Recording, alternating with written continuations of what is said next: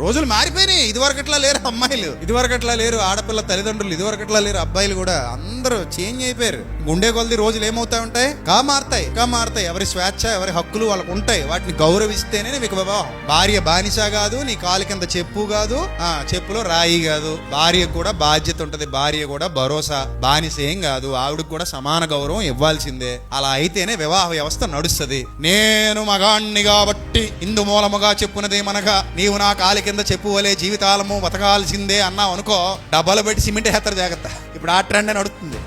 Latest trend బిడ్డ, జాగ్రత్త. నీకు మనం ఉండు. మొన్న ఎవరో ఆవిడ ఆర్పిక్ ఎక్కించేయిందంట నరవలోకి. చాలా కష్టం బాబు, జాగ్రత్త. మరి సిమెంట్ వేసి మొక్కలు వేస్తారు, లేదా టైల్స్ కింద వేసి టైల్స్ అంటే చేయిందంట మన ఆవిడ. మళ్ళీ వెళ్ళి కంప్లైంట్ పెట్టిందంట మా ఆయన కనబడతలేదని. అమ్మా లేచింది, నిద్ర లేచింది, మహిళ లోకం అన్నట్టుంది పరిస్థితి. అంటే ఇది వరకు మొగుడు చంపేసిన భార్యల గురించి కథలు వినేవాళ్ళం, భర్త చేత చంపబడిన భార్యల కథలు వినేవాళ్ళం ఇది వరకు. మరి ఇప్పుడు ట్రెండ్ మొత్తం ఏమైపోయింది, మారిపోయింది. భార్యల చేత చంపబడుతున్న భర్తలు. ఈ నెలలో 600 కేసులంట. 600 కేసులు అంటే 600 మంది అన్నారనమాట.